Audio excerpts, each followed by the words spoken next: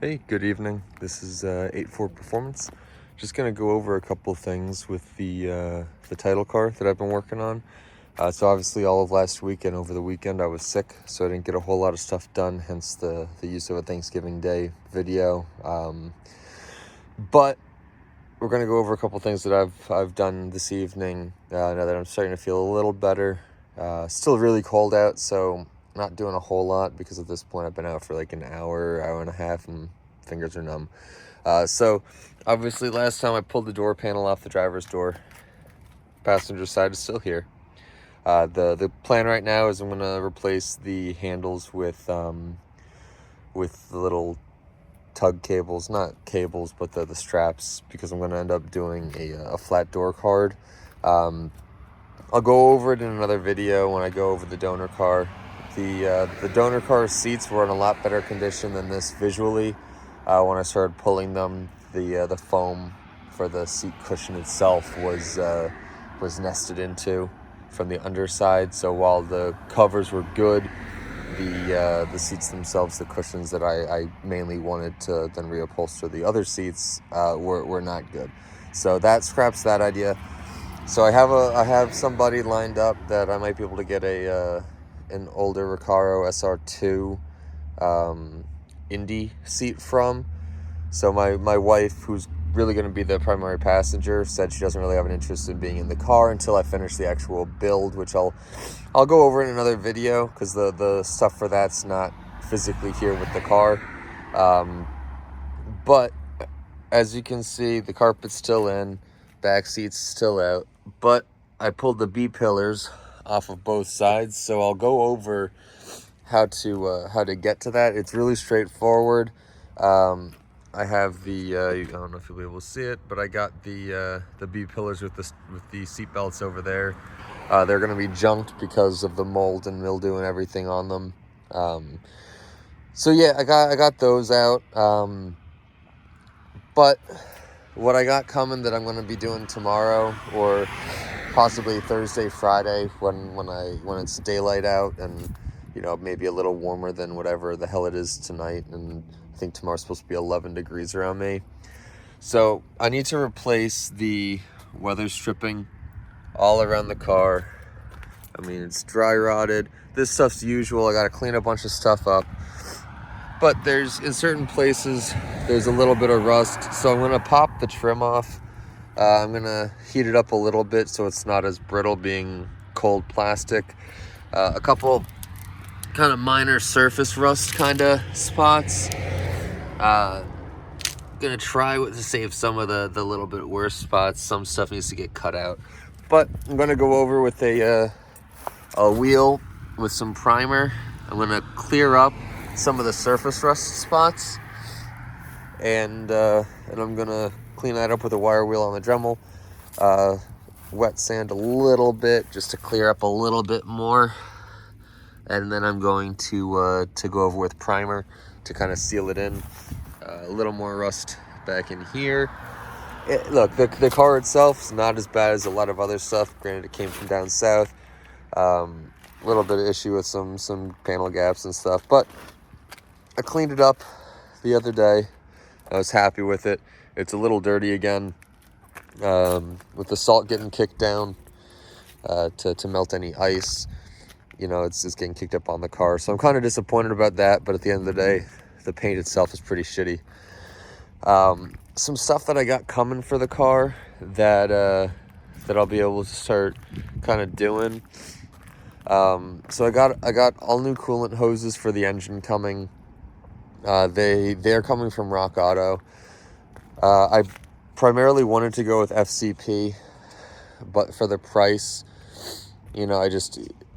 some stuff's coming FCP, some stuff's coming Rock Auto. I got a relay for the fuel primer or the fuel pump. That one, there was one left in stock. I spoke with Matt from Pelican because I was getting some piston rings. So the original plan was to take the M30 B34, which is the technically the 3.4 liter that's in my 635, with it being an 85 That's before they switched to the B35, which is the preferred motor for these. And the difference in power between these two realistically is only like 8 to 10 horsepower and very little torque. And because it's just supposed to be a car that I can drive on weekends, make sure I don't lose interest in my project, I'm perfectly fine with that. I'll also show when it's light out and I don't have to use a flashlight. The motor in my 635 looks a lot worse for wear than in my 33. It's a little weird, but because of that, I'm just going to rebuild the cleaner motor. But back to the stuff I got coming in. I got like the thermostat, the water pump. I'll go over and I'm going to clean everything on the surface section of that, of like the thermostat housing. I'm going to clean all of the ports, going to run new lines. So the engine's getting a rebuild. I'm not doing the most expensive parts. For rebuild, I would always say go for the most reputable brands. Most of the stuff I'm doing is like Delphi, Continental. It's brands that are good. They're known brands. They might have some issues in terms of longevity for some parts, but the prices are kind of varying. So for instance, I'm going to be doing a full suspension rebuild. So trailing arms, control arms, all the bushings, end links for sway bar and for the tie rod, as well as the center bar for the tie rod. So I'm going to be redoing the whole thing. And to put it in perspective for price wise, if you're going to go OEM or if you're going to go top brands for a rebuild, you'd be looking through FCP at like $1,100 or $1,200 before tax. When you look at everything through Pelican or through, especially through Rock Auto, because Rock Auto gets a lot of the, I don't want to say shitty brands, but a lot of the less than optimal. Like they're good for daily drivers. They're good if you're on a budget, but they're not good for, you want the car to handle like new. Or Pelican, that has a lot of the pretty good brands. They're kind of mid to upper tier, I'd say, while Rock Auto is kind of bottom tier. And then you have FCP that's usually top tier for everything. But yeah, the prices between like almost $1,200 before tax from FCP or maybe $1,100 before tax FCP, to about $400 before shipping for Rock Auto. Now, shipping Rock Auto can be a fucking nightmare. I priced out maybe like $300 in parts, and it was maybe like $110 for shipping because everything's coming from different spots. Pelican, again, I spoke to a gentleman named Matt, who's one of their BMW and Mini specialists. He was very knowledgeable, helped me out a lot with making sure I got what I needed for the piston rings. They had 6 sets left of the non-OEM brand, so it was like Goetze or Goetze, and the difference was like $22 per set for piston rings versus $88 for genuine BMW, or like $44 for one of the brands that FCP carried. But there were only 6 sets left, and I was like, just to make sure I got it right, because I'm used to parts orders getting screwed up working in dealers. I was just like, hey, do I need all 6 sets, or is one set a set for the engine? Looking at the prices, I was like, I'm pretty sure it's per set, so per cylinder, but I needed to verify, right? So he was like, yeah, no, that's definitely, you're going to need the 6. There's only 6 left. And he was a really cool guy. He has and has had a lot of BMWs. We were talking about his E28 and my E24s and where I got them from and all of that. Great guy. So I'm definitely going to be going back to him in the future. That's Matt from Pelican. But yeah, no, I got all new flanges and gaskets and hardware for the exhaust, because when I pull the motor, I already know all the rubber is going to be shot. But so that relay that I had mentioned for the fuel pump, the fuel system, it was $17, one left in stock.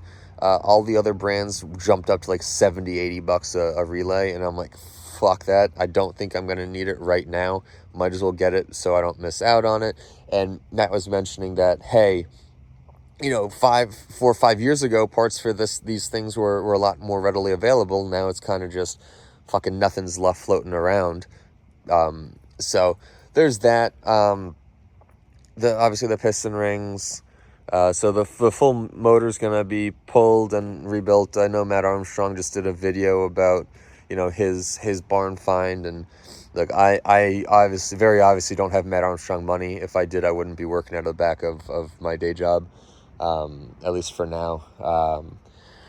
But you know, it's a little bit more of me documenting it for myself for a later date. So sorry to ramble, going on with a lot of stuff. I am looking at picking up a steering wheel at some point.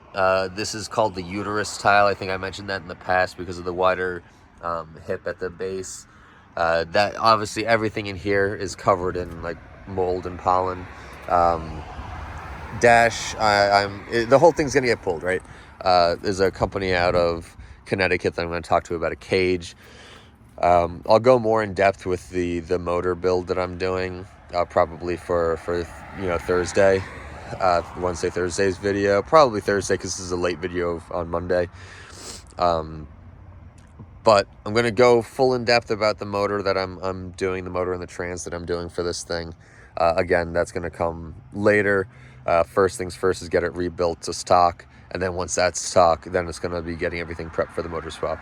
So looking into getting a steering wheel and a shift knob. I got a buddy in Poland right now who's coming back from work over there. Going to see if he can bring something back from me from one of the Euro specs, because it's cheaper to do it that way than it is to, you know, source one that's already in the States. So we're going to get that going. But yeah, so probably tomorrow's going to be like 11 degrees. So carpets, I'm not doing anything tomorrow. Wednesday I'll probably fuck around with it a little bit, and then Thursday, Friday will be balls to the walls with this thing. Look, I appreciate you guys always listening to my rambling. I appreciate the views. Yeah, let me know what you're working on this winter. Let me know what your winter beater is, if your car gets parked for the garage, if it gets covered in a tarp like my parts car that now doesn't have a hood or a trunk. Yeah, let me know. I'd love to interact with you guys. I'd love to hear about what you guys got going on. And yeah, we'll go from there. So I appreciate you guys, and this is 8-4 Performance, heading out.